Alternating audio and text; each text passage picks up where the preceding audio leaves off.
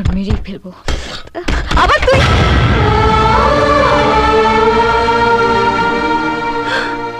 এসো বাবা, এসো এসো এসো।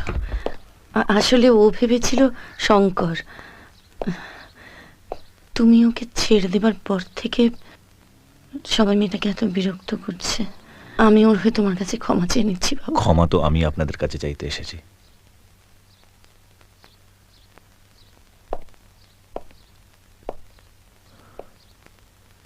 I am sorry Pallavi, I am really sorry. চলো বাড়ি চলো। বাড়ি? কার বাড়ি? তোমার বাড়ি, যেই বাড়িটাকে তুমি নিজের মতন করে সাজিয়েছিলে। আজও সবকিছু ঠিক সেরকমই আছে পল্লবী।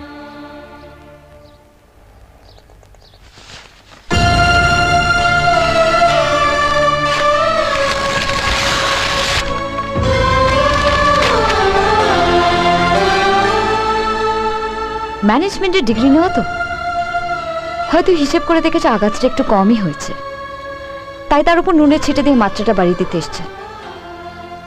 পল্লবী, যে রাহুলকে তুমি চিনতে আমি সে নই। আমি বদলে গেছি পল্লবী। আপনি নন, আপনার মুড বদলেছে। তখন বাড়ি থেকে বের করে দেওয়ার মুড হয়েছিল, এখন আবার বাড়িতে তোলার মুড হয়েছে। আমি কি হ্যাঁ খেলার পুতুল? যতক্ষণ চাইলেন খেললেন, খেলা শেষ হলো তো ভেঙে ফেলে দিলেন। আমি আপনার কাছে কি জানি না, কিন্তু নিজের কাছে একটা সম্মান আছে। কখনো কারোর মন নিয়ে খেলবে না প্লিজ। ভালো রান্না করলে 5 স্টার হোটেলের কুকের সঙ্গে তুলনা, সেবা করলে মাদার টেরেসার সঙ্গে তুলনা। আরে বাবা, কোনো স্ত্রী তার স্বামীকে ভালোবেসে সেবা করলে তাকে ভালোবাসা দিয়ে সম্মান দিতে হয়, সার্টিফিকেট দিয়ে নয়।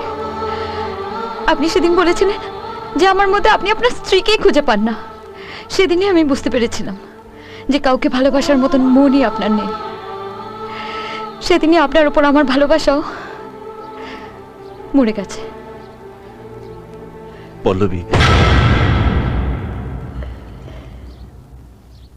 ভদ্রলোকের ঘরে এসেছেন, চা খেয়ে যাবেন, কিন্তু আমাকে নিয়ে যাওয়ার কথা